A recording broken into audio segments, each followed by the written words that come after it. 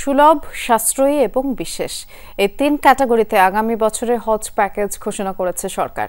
ন্যূনতম সাশ্রয়ী প্যাকেজে খরচ ধরা হয়েছে 4,67,167 টাকা। বিমান ভাড়া কমায় আগের বছরের তুলনায় খরচ কমেছে, আর এবার বেসরকারি ব্যবস্থাপনার প্যাকেজও ঘোষণা করেছে সরকার। ওয়ালটন এখন দেশের সীমানা পেরিয়ে পৌঁছে গিয়েছে 50টিরও বেশি দেশে। ওয়ালটন, ঘরে ঘরে বিশ্বজুড়ে। আগামী বছরের মে মাসের শেষ সপ্তাহে পবিত্র হজের সম্ভাব্য তারিখ ধরে গত 27 জুলাই থেকে শুরু হয় হজের নিবন্ধন প্রক্রিয়া, যা চলবে 12 অক্টোবর পর্যন্ত।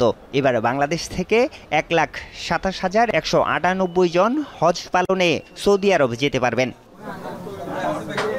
সচিবালয়ে হজ ব্যবস্থাপনা সংক্রান্ত নির্বাহী কমিটির সভা শেষে হজ যাত্রীদের জন্য সরকারি ব্যবস্থাপনায় 3টি প্যাকেজ ঘোষণা করেছে ধর্ম মন্ত্রণালয়, যার একটি বিশেষ প্যাকেজ, অন্য দুটি যথাক্রমে সুলভ এবং সাশ্রয়ী। এর পূর্বে যত প্যাকেজ ঘোষণা করেছি, কোরবানির টাকা আমরা অন্তর্ভুক্ত করি নাই। এবার তারা বাধ্য আমাদেরকে ম্যান্ডেটরি করেছে যে কোরবানি বা দমে শুকরের টাকা সৌদি প্যাকেজের ভিতরে ঢুকিয়ে দিতে হবে। এবার হজ যাত্রীদের জন্য বিমান ভাড়া প্রায় 13,000 টাকা কমিয়ে 1,54,000 টাকা নির্ধারণ করা হয়েছে।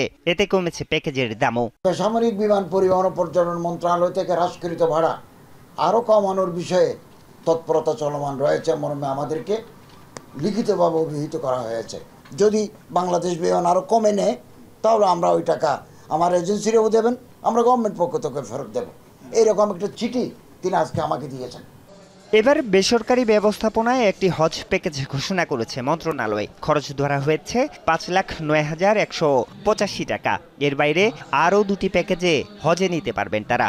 বেসরকারি কর্তৃপক্ষ যদি মনে করেন একেবারে খাবার ছত্রই করবেন, 5 স্টার হোটেল নেমেই খাবার শরীরে ঢুকবেন ক্লক টাওয়ার, তাহলে তো একটু বেশি হবেই। এই সুযোগ আমরা ওনাদেরকে দিয়েছি। আগামী বছরের 8 ফেব্রুয়ারি থেকে শুরু হবে ভিসা ইস্যু কার্যক্রম। 18 এপ্রিল থেকে শুরু হবে হজ ফ্লাইট।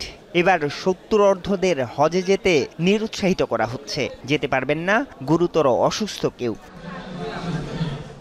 আরিফুর রহমান সবুজ, যমুনা নিউজ, ঢাকা।